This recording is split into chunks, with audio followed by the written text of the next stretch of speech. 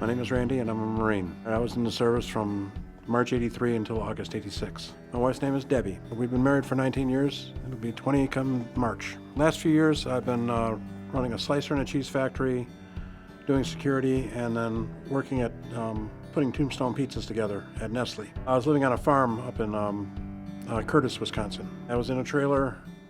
There was no heat, no running water. You know, we had to use wood to heat the place, and there was no running water, so it was kind of a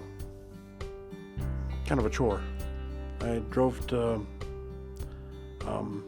Medford to go, to their hospital because I just thought I was out of breath, and found out there I was having a heart attack, and I ended up having triple bypass, and they also found out I had frostbite on my feet. 2 days out of surgery, and the landlord called and said that they weren't going to be renting to us after the end of March. Then luckily my friend Joe was able to take us in. We stayed there for a while, and then it just seemed like, tensions were building up. He wasn't saying anything to me, and I moved out of there in June. First I stayed in my camper from June until October.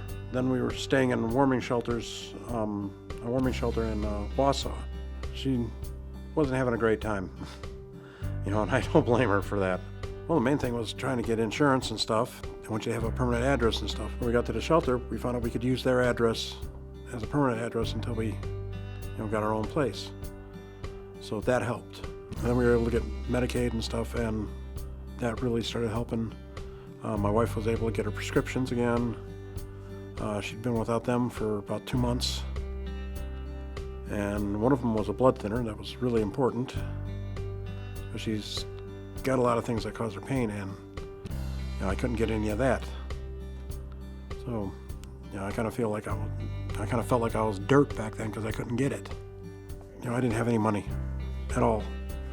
You can go and stay in the shelter that they have here in Waukegan, then you get shipped out to different places to sleep for the night. Bad as hell. It's not because they're not trying to do something. They're doing the best they can. It's just because of all the people. The place gets just jam-packed in the winter. I had a wound on the bottom of my foot, so I couldn't use the showers or anything. I had to constantly do sponge baths. And when you have one bathroom and about 100 people trying to use it, that's not really good. I didn't even know I had gangrene because I had neuropathy in both my feet. So they had to amputate my foot, and from that it left me in a coma for 5 days. So my wife was all freaked out, and she started just complaining to me, about how I had to wake up and stuff. I couldn't leave her alone. Eventually I woke up. We were just living in this is pretty much hell. Just not a good situation. And Jeff from the Homeless Outreach Program came in and asked if there were any veterans that were in the shelter. And I raised my hand, and everything started looking better from there. He did everything for us. Took us to the Waukegan Housing Authority so we could get Section 8. Found the apartment for us. Took us over there to inspect it. Even put us up in a motel room for 2 weeks right before we were going to move in, just to give us a break. Oh, that was heaven. That was really heaven. My wife and I were finally alone. We could actually talk stuff, and my wife loved it. We've got a 1-bedroom apartment, and there's a little playground, so the granddaughter can come over and she can play on the playground and that. Her name is Isabella. We can actually babysit her now, but we couldn't do that before.